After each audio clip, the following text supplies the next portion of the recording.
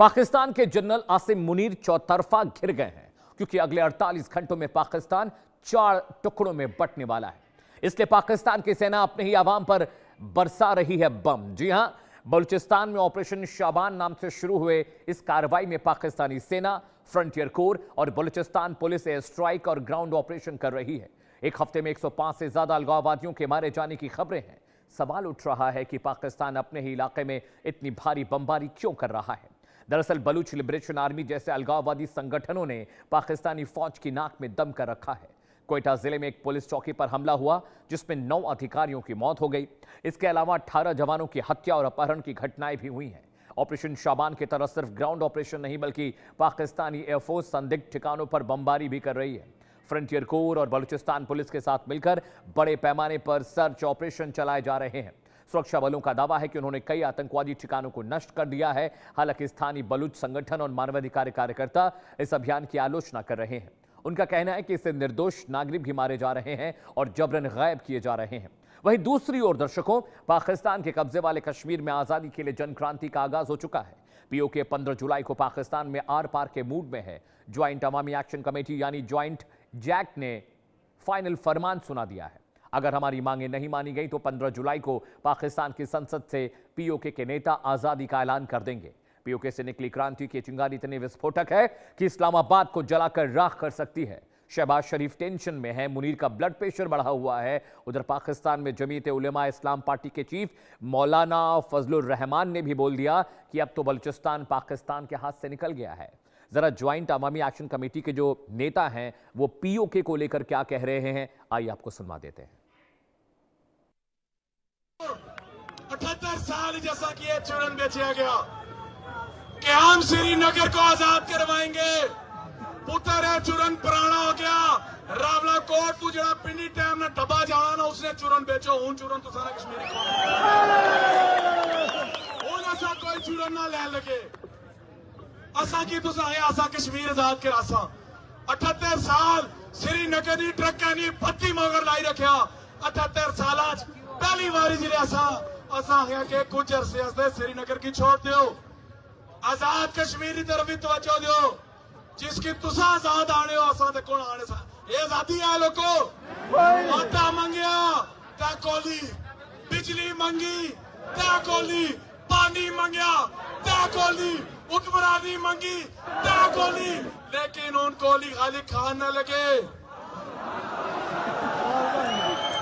उन हादी गोली एगो पुत्र सिर दर्द की गोली नहीं है जी बार बार असली खा गोली नहीं अख भी कोनी होनी उसरी तकना अगे फायका बैठे या कमरा बैठे है। जी हां, ऑपरेशन शाबान है क्या जिसकी वजह से जो पाकिस्तानी आर्मी है अपने सिविलियन पर कहर ढा रही है। आइए आपको ग्राफिक के जरिए मैं बता देता हूं दर्शकों, ये समझने और जानने की जरूरत है ऑपरेशन शाबान क्यों। बीएलए और दूसरे गुटों के हमले पाकिस्तान के मुख्तलिफ इलाकों में बढ़ गए हैं। कोयटा में भीषण फिदायीन हमला हुआ है जिसमें बहुत सारे पाकिस्तानी रेंजर्स और सोल्जर्स मारे गए हैं। सुसाइड अटैक में 9 पुलिसकर्मी शहीद हुए हैं। चीन पाकिस्तान आर्थिक गलियारा यानी जो सीपीईसी है वहां भी खतरा है। लगातार हमलों से चीन का निवेश प्रभावित हुआ है। बलूचिस्तान की बात करें दर्शकों अगर तो सुसाइड अटैक में 9 लोगों के मारे के जाने के बाद लगातार पाकिस्तानी सेना भी परेशान है और वो अलग अलग इलाकों में रेड कर रही है। चीन पाकिस्तान आर्थिक गलियारा भी जो वो खतरे में है। बलूचिस्तान पर नियंत्रण बनाए रखने की कोशिश में सरकार लगातार एक्शन में है और अब जो पाकिस्तानी आर्मी है बलूच विद्रोहियों के साथ लड़ रही है।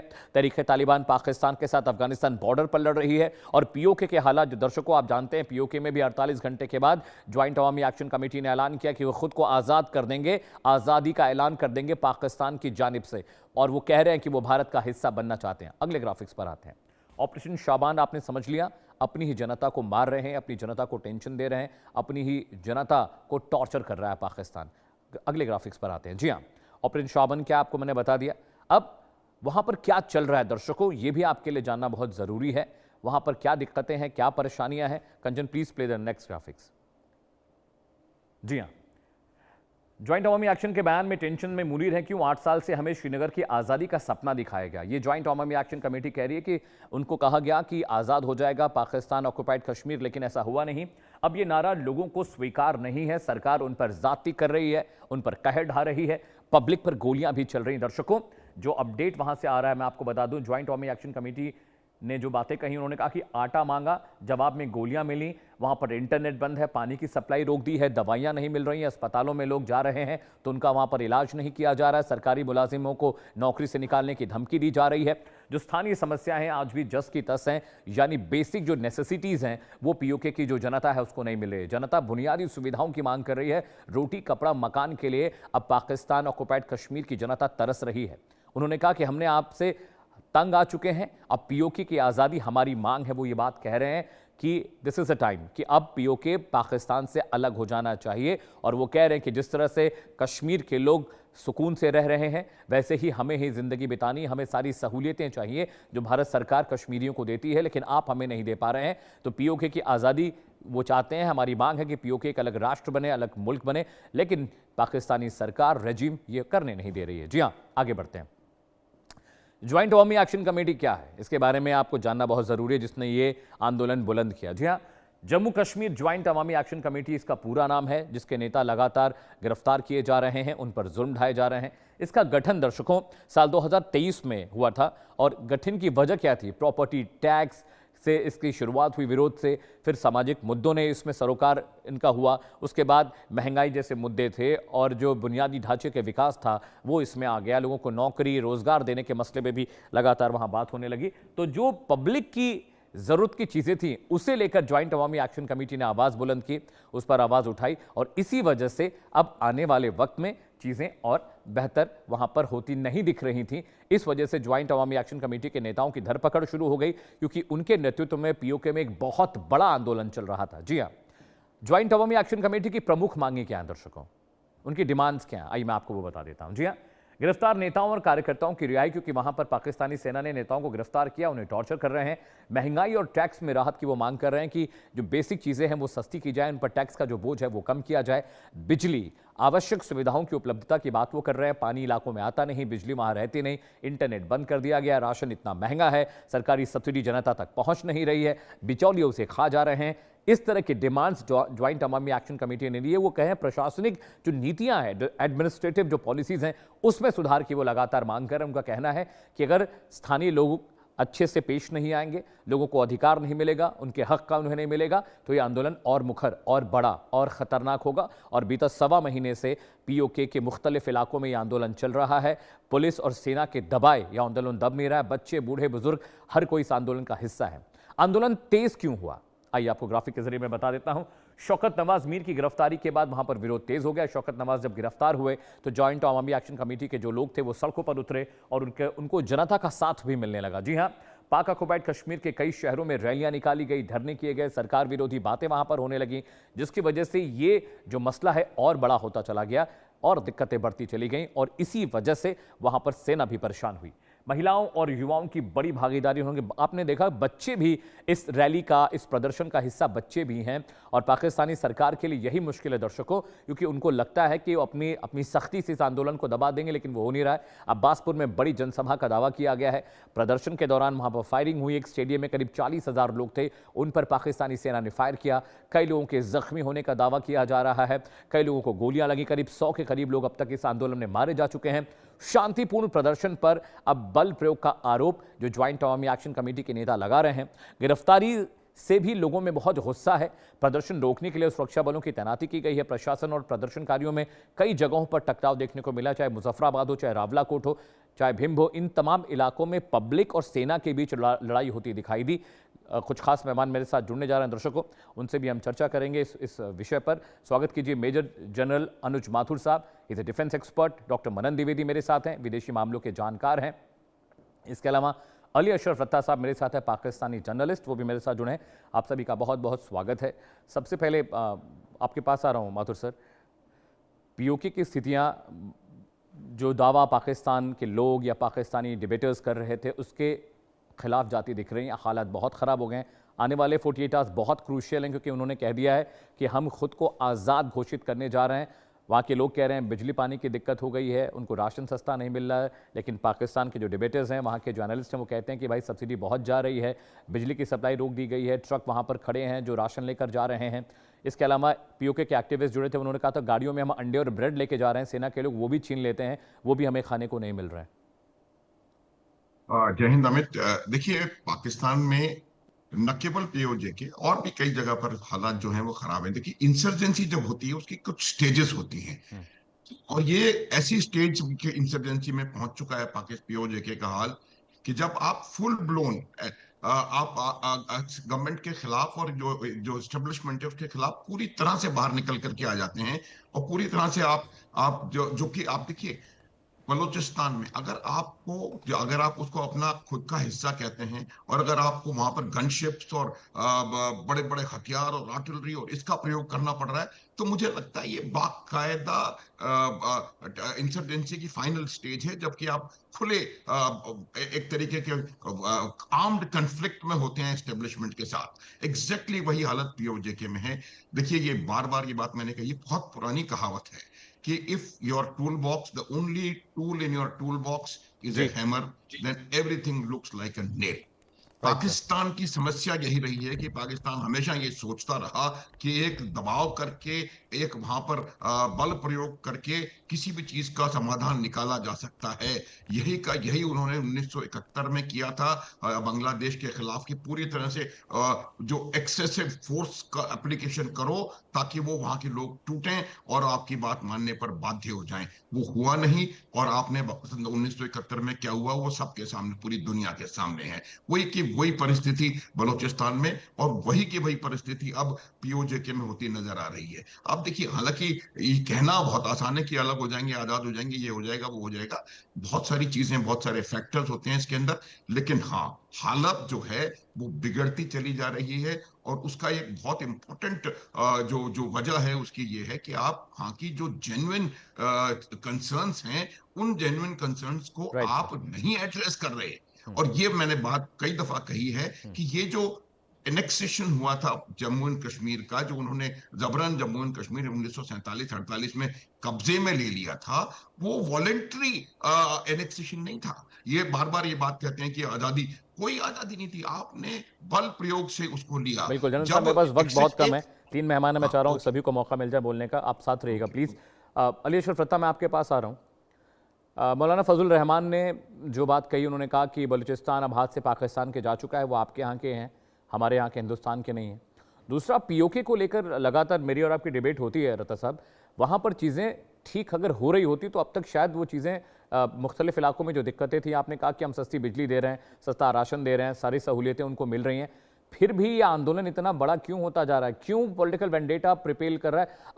अगर सब चीजें पूरी हैं तो पब्लिक बेवकूफ तो है नहीं कि सड़कों पर उतर आई है। कुछ नेता पाकिस्तानी सरकार के खिलाफ, वहां की सेना के खिलाफ प्रोपेगेंडा चला रहे हैं अगर पीओके में, लेकिन जनता तो बेवकूफ नहीं है। जनता को साथ क्यों मिल रहा है? यानी दिक्कतें हैं वहां ग्राउंड जीरो पर। शुक्रिया इनवाइट करने के लिए, और आपके पैनलिस्ट को मेरा सलाम। इसका जो मैंने आपको, जो लास्ट टाइम भी मेरे ख्याल में हमारी बात हुई थी इसके ऊपर, मैंने आपको बताया था कि 27 जुलाई जो है बेसिकली वो एक ऐसा डे है जिसके लिए सारी प्रिपरेशंस हो रही हैं, और जैक जो है डेफिनेटली वो अपना एक पॉलिटिकल गेन हासिल करने के लिए और अपनी बात को जो है ऐसे मौके पर, इलेक्शन के टाइम के ऊपर जो है वो सामने लेके आई है।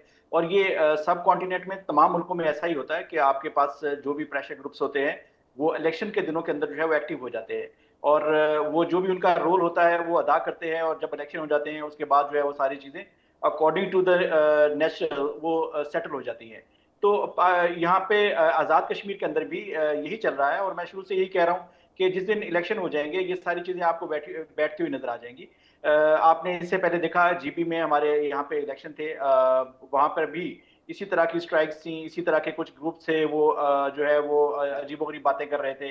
डेफिनेटली उनको भी पॉलिटिकल अपना माइलेज चाहिए था। जैसे इलेक्शन हो गए वहाँ पे गवर्नमेंट बन गई, किसी को कोई हिस्सा मिल गया, किसी को कोई सीट मिल गई, किसी को मिनिस्ट्री मिल गई, और सारी चीजें जो है वो फिर वैसे की वैसे चलने लग गई। अब अगर आज़ाद कश्मीर की बात करें तो अगर फैक्ट्स पे बात करते हैं, सब्सिडी की बात करते हैं, तो ये तो रिटर्न में है सारी चीजें, ये तो सारी चीजें वो हैं जो डिलीवर हो रही हैं।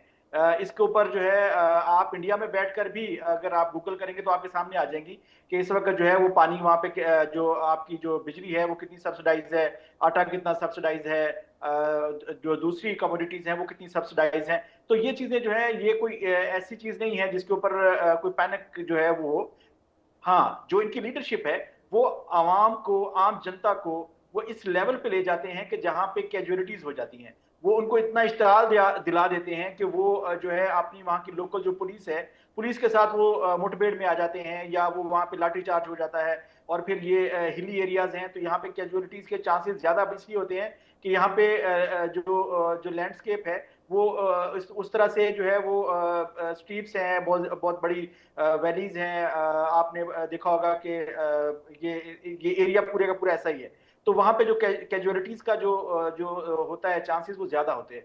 तो एनी हाउ, जो मैं बेसिक पॉइंट जो है वो मैं यही बता रहा हूँ आपको कि जिस दिन ये इलेक्शन हो जाएंगे ये सारी चीजें रिवर्स हो जाएंगी अकॉर्डिंग टू जो पीछे चल रही थी। ठीक है। और दूसरी जो बात अभी जो जनरल साहब कह रहे थे, मैं रिस्पेक्टफुली उनसे कहूंगा कि बलूचिस्तान की जो बात कर रहे थे, या आपने जो बात की कि फजलुर रहमान साहब ने जो कहा है कि बलूचिस्तान हमारे हाथ से निकल गया, तो फजलुर रहमान साहब हैं पाकिस्तान के अंदर फेमस हैं for blunt statements.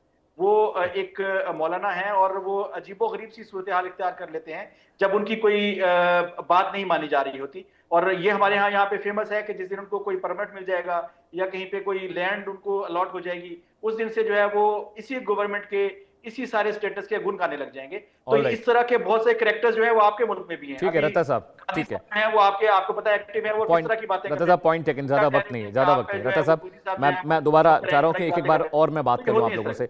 Madan sir, अभी पाकिस्तान की स्थिति जो पीओके को लेकर है, वो बलूचिस्तान को लेकर जो वो है तहरीक तालिबान के साथ जो वहाँ पर बॉर्डर्स पर लड़ाइयाँ चल रही हैं, मुझे लगता है पीओके का जो एस्केलेशन है वो सच में पाकिस्तानी सरकार कंट्रोल नहीं कर पाएगी। मेरे फाजिल दोस्त ये बात कह रहे हैं कि अमित इलेक्शन की वजह से इतना क्योस वहाँ पे जैक ने क्रिएट किया है, इलेक्शन खत्म हो जाएगा, चीज़ें बिल्कुल सामान्य हो जाएंगी, सब कुछ पटरी पर लौट आएगा। आपको भी ऐसा लग रहा है कि this is because of election? देखिए, मुझे लगता है कि पाकिस्तान का जो आंतरिक सुरक्षा का मसला है, जो इंटरनल सिक्योरिटी का मसला है, यहाँ दिल्ली में बैठे हुए मुझे लगता है ऐसा, वो बेसिकली पिंडी और इस्लामाबाद के हाथ से निकल चुका है। क्योंकि हम देखेंगे कि JAAC का आपने हमें जी पहले जिक्र किया, जॉइंट अवामी एक्शन कमेटी, तो उसको एक्चुअली एक तरीके से टेररिस्ट एक्टर और दहशतगर्द का लेवल का एफिलिएशन दे दिया गया है पाकिस्तानी गवर्नमेंट, मतलब इस्लामाबाद द्वारा। दूसरा, हम ये कहेंगे कि ऑटोनॉमी है, ऐसा कहा जाता है पाकिस्तानी सरकार के द्वारा कि POK में और POJK जो इसका असली नाम होना चाहिए, क्योंकि जम्मू और मीरपुर भी पाकिस्तान ऑक्यूपाइड कश्मीर में आते हैं, तो उसमें ये कहा गया है कि POJK एक प्रोविंस है और इसको पूरी तरीके से ऑटोनॉमी और स्वाधीनता है अपने इंटरनल मैटर्स को एडजुडिकेट करने के लिए और गवर्नेंस रिलेटेड मैटर्स पे काम करने के लिए। पर अगर हम असलियत को देखें, ये बिल्कुल सर्वविदित है कि Kashmiri department, POK Kashmiri department and military affairs, ऐसा करके एक अलग से एक विभाग चलता है कश्मीर में, इस्लामाबाद में, जिसके चलते एक तरीके से मौन स्वीकृति दी जाती है जो एनार्की फैलाती है आर्मी POJK में, या जिस तरीके से माइनॉरिटीज के राइट्स का हनन हो रहा है POJK में और बाकी के और रीजन्स में भी, पाकिस्तान के और रीजन्स में भी। तो कहने का मतलब है कि एक तरीके से ये एक तरीके से इंसर्जेंसी जैसे पहले भी कहा गया है, और इसका एक दूसरा टर्म मैं आपको यहाँ पर देना चाहूंगा, प्लेइंग फॉर कीप्स। मतलब पाकिस्तान एक्सटीरियर नेचर पर कितना ही पावरफुल हो जाए, या कोई और भी राज्य से कितने ही पावरफुल हो जाए मिलिटरीली या इकोनॉमिकली, पर जिस तरीके से आप वहां के आवाम को ट्रीट करते हैं, आप मेजोरिटेरियनिज्म को दबाते हैं, जिस तरीके से आगे लाते हैं, तो इन सब बातों को लेकर इन सब बातों को ये लेकर हो सकता है, हम ये कह सकते हैं कि POJK में एक तरीके से काफी हैरेसमेंट हो रहा है। और यहाँ पर मैं एमनेस्टी इंटरनेशनल की एक रिपोर्ट के बारे में बात करना चाहूंगा।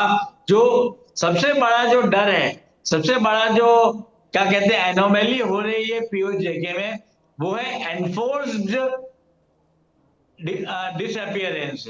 मतलब आपने किसी कॉलेज कैंटीन में बैठ के, यहाँ पे मैं जेन जी को भी लेना चाहूंगा, कॉलेज कैंटीन में बैठ के गिटार बजाया अपने मित्रों के साथ और बोला कि यहाँ तो मैं पाकिस्तानी एग्जांपल दूंगा आपको, हैदर अली का ये गाना है कि यहाँ का तो सिस्टम ही है खराब। तो इतना भी अगर आपने किया तो आपको कैस्टिगेट किया जाएगा, आपकी भर्त्सना की जाएगी और हो सकता है कि आपको आपकी फैमिली से जुदा करके किसी तरीके से किसी कैंटोनमेंट में लाइफ लॉन्ग आपको रखा जाए या आपको डिसअपियर करवाया जाए उस कॉलेज और उस सिटी की सिविक लाइफ से। तो मेरा कहने का मतलब है कि पीओजेके में बहुत रिफॉर्म्स की आवश्यकता है, गवर्नेंस रिफॉर्म्स की आवश्यकता है। और जैसा कि भारत ने कहा था, मैं कोई वॉर मॉन्गर नहीं हूं, अमित शाह जी और जयशंकर साहब ने भी 2-3 दिन पहले भी कहा है और 5-6 बार वो पहले भी अपना स्टेटमेंट दे चुके हैं कि अगर वहां की आवाम पे ज्यादा अत्याचार किया गया तो पीओजेके या पीओके पे भारत भी एक तरीके से एंटर करेगा और असली सेंस में वहां के लोगों को आजादी दिलवाएगा, जैसी आजादी पाकिस्तान और एंटी नेशनल फोर्सेस जेएनयू में दिलवाना चाहते थे। ऑलराइट सर, ऑलराइट जनरल साहब, मैं आपके पास आ रहा हूं। पाकिस्तान में ऑपरेशन शाबान चल रहा है क्योंकि अंदर जो उनकी इंटरनल सिक्योरिटी है, ये रता साहब इस बात को नहीं कहेंगे, क्योंकि इंटरनल सिक्योरिटी किसी भी देश के लिए बहुत इंपॉर्टेंट होता है। अब वहाँ पर फिदाइन अटैक हो रहे हैं, बलूची विद्रोही वहाँ पर बॉर्डर से दाखिल होकर कभी उनके पाकिस्तानी रेंजर्स की जो चौकियाँ हैं वहाँ पहुँच जाते हैं। तहरीक तालिबान पाकिस्तान के जो दहशतगर्द हैं वो भी पाकिस्तानी सेना पर लगातार हमले कर रहे हैं। अंदर भी बहुत स्थितियाँ अच्छी नहीं हैं, क्योंकि हमारे देश में भी देखिए बहुत सारे दहशतगर्द हैं जो अलग अलग जगहों पर धमाके कर देते हैं, हमारे सोल्जर्स पर हमले करते हैं। तो जो स्थिति भारत में है वैसी स्थितियां पाकिस्तान में भी हैं। लेकिन बलूचिस्तान जिस तरह से अब बहुत ज़्यादा एग्रेसिव हो रहा है बॉर्डर पर, पाकिस्तानी सेना क्या संभाल पाएगी उनको? तहरीक तालिबान, बलूचिस्तान, पीओके। देखिए, मैं यही कहने का प्रयास कर रहा था कि ये एक ऐसी स्टेज आ चुकी है जबकि आप एक ऑल आउट कॉन्फ्लिक्ट में हैं, आप एस्टेब्लिशमेंट के साथ। और इस लेवल का ऑल आउट कॉन्फ्लिक्ट है कि आपको अपने हैवी वेपन सिस्टम्स का, गनशिप्स का प्रयोग करना पड़ रहा है। ऐसा कभी नहीं होता, किसी भी इंसिडेंट कहीं भी नहीं होता अनलेस वहां पर बहुत ज्यादा हालात खराब हों। तो इस बात को ये बार बार कहना कि हालात बिल्कुल ठीक हैं, सब हमने कंट्रोल में है, अगर कंट्रोल में है तो आप गनशिप्स का प्रयोग क्यों कर रहे हैं, वहां पर आप आर्टिलरी की शेलिंग क्यों हो रही है? ये देखिए, ये तमाम चीजें होती हैं। यूज ऑफ एक्सेसिव फोर्स, बार बार मैं बता रहा हूं, यूज ऑफ एक्सेसिव फोर्स जो होती है वो दबा नहीं सकती। आप इस प्रकार के चीज को कुछ देर तक दबा सकते हैं, लेकिन आप सिर्फ बल प्रयोग से खत्म नहीं कर सकते। उसको खत्म करने के लिए आपको बहुत सारे और मेजर्स लेने की आवश्यकता है, एक बात। दूसरी बात, मैं आपको ये थोड़ा सा बता देता हूं कि थोड़ी देर बाद बात हो रही थी कि भाई इलेक्शन हो जाएंगे, सब ठीक हो जाएगा। जेएएसी तो इलेक्शन में भाग ही नहीं ले रही है, जो मेन आर्किटेक्ट है इन प्रोटेस्ट्स का। वहां के लोग इसका विरोध कर रहे हैं। कुछ महिलाओं और बच्चों ने वहां पर एक पीपीपी का एक लीडर जो है वो कैंपेनिंग के लिए जा रहा था, उसको रोक करके उसको वापस भेजने के लिए बाध्य किया। वहां पर पीओजेके की गवर्नमेंट, जो भी वहां पर एडमिनिस्ट्रेशन है, उन्होंने 14,000 ट्रूप्स बाहर से मंगवा के ऑलरेडी लगा रखे हैं। 4 FC विंग्स की और डिमांड की गई है। तो ये जो चीजें हैं ये नॉर्मल नहीं है। ये नॉर्मल इलेक्शन का कंट्रोल करने के लिए ये चीजें नहीं होती हैं। ये use of excessive force, Amit, जो मैं कहता हूं बार बार कि वो काफी हम लोगों ने 40 साल सेना में रह करके देखा है किस तरह की क्या चीजें होती हैं। ये पहला लेसन होता है किसी भी इंटरनल सिक्योरिटी को चेंज करने का, कि आप most judicious application of force किया करें, और वो चीज कहीं ना कहीं मिसिंग है। आप देखें, बार बार मैं इसीलिए याद दिलाने का प्रयास करता हूं, जनरल टिक्का खान, आज आप कहीं भी जाकर के चेक कर सकते हैं, उसको बूचर ऑफ बंगाल कहा जाता है। वो क्यों? क्योंकि उन्होंने एक्सेसिव फोर्स यूज करके और उस चीज को दबाना पड़ा। यही रिएक्शन लूं सर, आखिरी का 1 मिनट मेरे पास बचा हुआ है। रता साहब, जो मेरे जनरल साहब कह रहे हैं कि सिर्फ इलेक्शन कंट्रोल करने के लिए आर्टिलरी और वेपन्स की जरूरत नहीं होती है, वो तो जनरल पुलिस भी कर सकती है। आप दुरुस्त कह रहे हैं, जनरल साहब भी दुरुस्त कह रहे हैं कि जो आपके हैवी वेपन्स हैं आपको जरूरत उसकी कब पेश आती है? तब आती है जब दुश्मन आपका जो है टेररिस्ट ऑर्गेनाइजेशन की फंडिंग बढ़ा देता है, उनको असॉल्ट राइफल्स दे देता है, उनको रॉकेट लॉन्चर्स दे देता है, और उनको अपनी कमजोरियों को आप दूसरों पर छोड़ देते हैं। तो फिर उसके नहीं, देखिए, मैंने तो आपका नाम नहीं लिया, आपको क्यों लगा कि मैंने इंडिया का नाम लिया है? मैंने तो ये कहा कि जब दुश्मन जो है दूसरों पर आप छोड़ देते हैं अपनी कमजोरी। नहीं, बात यह है कि देखिए, बात सिंपल है कि उसके अंदर जो है उनके पास हम अभी तो जो फाइट हो रही है उसमें जो चीजें सामने आ रही हैं वो हमें नजर आ रही है कि उनके पास जो है वो दुनिया का बेहतरीन असला है, बेहतरीन टेक्नोलॉजी है, बेहतरीन उनके पास जो है वो इवन सैटेलाइट की एक्सेस भी है। कुछ लोग तो ये भी कह रहे हैं। तो ये चीजें जो है ये कौन दे रहा है उनको? इजराइल दे रहा है या इंडिया दे रहा है? ये दो लोग दे रहे हैं और दोनों की आपस में कम्बिनेशन है। आपके गवर्नमेंट का ऑफिशियल कह चुके हैं कि अब हम 3 लोग हो गए हैं, मदरलैंड, फादरलैंड और अब जो है वो जो ग्रैंडफादरलैंड, जो तीनों मिलके जो है वो कोशिश कर रहे हैं। लेकिन मैं आपको इसमें एक बात बता दूं, इसमें बेटा जो तो नुकसान पाकिस्तान होगा भी है हमारा। वो रीजन का होगा। नहीं, ये बेटा थोड़े तो से लोग पाकिस्तान हैं, भी है ये हमारा। थोड़े से यही लोग हैं। समस्या है। और जो भी हमें इन्वेस्टमेंट कर प्रॉब्लम रहा है यही है। बलूचिस्तान में, ये मेरी बात लिख लें, मेरी बात लिख लें, जो भी बंदा बलूचिस्तान में इन्वेस्ट कर रहा है वो बहुत बड़ी गलती कर रहा है, वो अपने पैसे जाया कर रहा है। बहुत क्योंकि उसको शुक्रिया वहाँ की जो दत्ता साहब, ground thank you so much reality for है, ज्वाइनिंग अस। उसका जनरल नहीं साहब पता बहुत है। शुक्रिया। Manan sir thank you so much, आपने अपने मशरूफ शेड्यूल से मेरे लिए वक्त निकाला। दत्ता साहब आपका भी बहुत बहुत शुक्रिया, आप पाकिस्तान से जुड़े थे।